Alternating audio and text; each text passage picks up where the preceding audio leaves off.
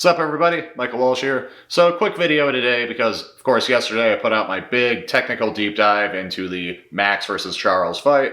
If you want my prediction for that fight, if you want just a very thorough technical analysis, I strongly encourage you to go back and watch that video. I put a lot of work into it. I'm very proud of it. A lot of good information there. And I didn't really feel like breaking down the rest of the card today because the card itself is pretty mid, It's not terrible, it's serviceable. I'm glad we don't actually have to pay for it, but on the whole, it's not worth doing like a fight-by-fight breakdown. There's a couple of fights I'm interested. I'm particularly interested to see Reinier de Ridder come back, but on the whole, What I'm instead interested in today is whether it's better for the division and for the sport if Max wins tomorrow or if Charles wins. Because I feel like the easy knee-jerk pick is to say it's better if Max wins, because for one, Charles has already lost to Islam, he's lost to Ilya, he's lost to Arman. Yes, the Arman fight was very close and somewhat controversial. Yes, Max also lost to Ilya, but Max did better against Ilya, and that loss was down at lightweight, so people are more encouraged by his chances, up at lightweight should he get a rematch, whereas I don't think anyone is encouraged by the idea of Charles getting a rematch, myself included. Of the two, I wouldn't pick either of them to beat Ilya, but I would like Max's chances better, kind of regardless of what happens tomorrow. So there's that whole thing. There's just more fresh matchups because as far as ranked contenders and whatnot, Max has only fought Justin and Dustin, and Dustin's retired, but Charles has been at lightweight for damn near a decade, and he's fought a lot of dudes. So we get, it's just the more fresh option if Max is a top contender, if he's still the BMF champ or whatever. By the time next week comes around, then it is if Charles, plays gatekeeper against him. I get all that. However, there's a big kind of elephant in the room here, which is the question of how Max does against grapplers. And that's, of course, a big factor going into the fight itself. But, Max, if you look at his title run, fought very few grapplers.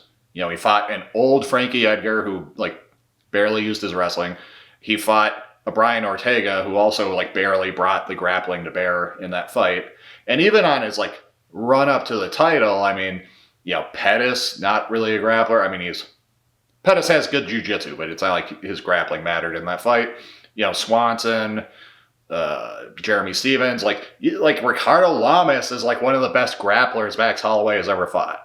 So what does that tell you? So of course that's a question then coming into his fight with Charles, but that aside, lightweight as a division just has a lot of strong grapplers. Especially if Islam were still in the picture, which you never know. Islam might come back down, especially if he loses at 170. He could retire or he could come back to lightweight. So that's a factor. But aside from him, you've got, of course, Arman. You've got Benoit Saint Denis. You've got Gamrot. Even someone like Paddy Pimblett. And don't get me wrong, I kind of, no matter what, I would pick Max Holloway to beat Paddy Pimblett. But he just shows, though, that this is more of a grappler's division than is featherweight. And I'd pick him to beat Paddy. And Gamrot, for example, is probably just never going to fight Max Holloway because he's just not seriously in title contention right now. And with a win over Charles, Max would be. But nevertheless, Benoit Saint Denis is starting to knock on the door, and Arman is the boogeyman of the division. There's a real question of how Max deals with grapplers like that, whereas Charles has proven he's one of the top dogs and he can hang with those dudes. Even the guys he lost to, Arman and Islam, he hung with them in the grappling. The grappling wasn't what lost Charles the fight against Islam. And the grappling, you could argue that Charles got the better of the grappling against Arman. So, and just look what he did against Gamrot. So, look what, he's fought Beneil Dariush, he's fought Kevin Lee. He's just fought he's fought Michael Chandler. He's fought very good grapplers in this division already. That is not in question. Whereas with Max, it's very much in question. And so my conclusion is actually that it, really matters how the fight itself plays out. Because, if Max loses, and especially if he just gets, mauled in the grappling, if Charles at some point just gets in on his hips and hoists him up and throws him down, Max tries to scoot back to the fence, but Charles starts going behind him, and Max goes to whizzer, and Charles nevertheless limp arms out of it, takes the back, gets the seatbelt, gets the choke. Like if that happens, and if that happens fairly quickly, we'll somewhat have our answer that like, yeah, you're probably just not grappling with guys like Islam or Arman either if you're Max at that point. However, like Max could win and we could still have questions because Max could win and there might not be a lot of grappling.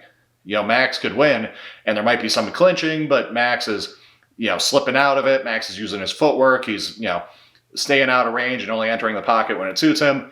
And there just might not be a lot of wrestling from Charles, and he might get finished, if Max gets a finish, it might be later, but I mean, Max has been showing that he can crack at lightweight. I wouldn't be shocked if he got a finish in the first few rounds rather than the second half of the fight. And again, we just might not see a lot of grappling in that context. Or Max could win, but he could pour in the grappling. Like we could see Max actually kind of do a bad job stopping the takedowns, actually do a bad job escaping from the bottom, but he just might survive and he might make it to the, maybe that happens at the end of round one, he makes it to round two, and then he starts lighting Charles up on the feet, and maybe Charles gets another takedown at the end of round two, and Max still can't really stop it, still can't really get up, but he survives again, and then round three comes around, and Charles is starting to wilt, and then maybe Max gets a finish or something like that. And we have this situation where, yeah, you won, yeah, you got the finish, but you didn't actually look very good in the grappling, and I'm not actually convinced that you'll do that well against someone like Arman. So, so in summary, I think,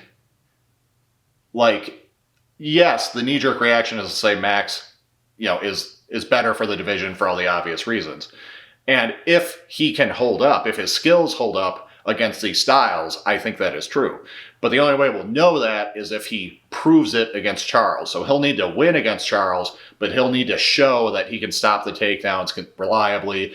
He'll need to show that he can escape the clinch reliably. He'll need to show that, if he does get taken down, he'll need to show that he can just get back up pretty quick, that he can do it without giving up serious dominant position.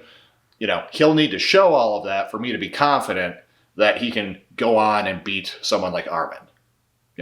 Because if he can't do that, then I would say a Charles win is better for the division, because while Charles has lost to some of these top guys, again, he was very competitive with Arman. I'm not counting Charles out in an Arman rematch.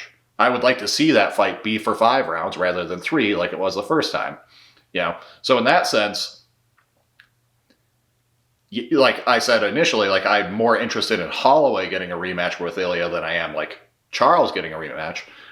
But in a certain sense, I'm more interested in seeing Charles get a rematch with Arman than I am Max getting a first fight with Arman, at least at this point. If Max can beat Charles, then I'll be very interested in him fighting Arman. But if this fight just weren't happening and it was a question of let's throw one of these guys in with Arman, yes, I would like the fresh matchup, of course, and that would be intriguing. But as far as being confident the fight would be competitive, I'm more confident right now at this moment that a rematch between Charles and Arman will be competitive than I am confident that a first fight with Max and Arman will be competitive. So that's my thoughts on that. Max will be better for the division if he can prove he can hang with the grappling. So that to me is a big thing to look for this weekend. The fight itself, I'm sure, will be great no matter what. I can't imagine it'll be boring. And, it is sort of a Legends fight. Yes, it is a BMF fight, whatever that's worth. But, so we should just enjoy it for what it is. Don't get me wrong. We don't need this fight to give us a future champion. Okay, it'd be cool if we got that from this. I love both these guys. It'd be cool to see either of them get the belt. Either Charles getting it back or Max getting a second belt up a weight class. But that, we don't need that. And so we should appreciate the fight, but as far as what's coming after, that to me is the main takeaway, especially if Max should win, is how did you hang with the grappling? Were you forced to deal with the grappling, or is that still a question? Because for as great as Max is, for as much as he's one of the GOATs, and as much as he's fought a career in one very good weight class at featherweight and has even jumped up at points to fight at lightweight, despite those things, he's somehow made it through all this while fighting almost no serious wrestlers or submission threats. So it's a real question.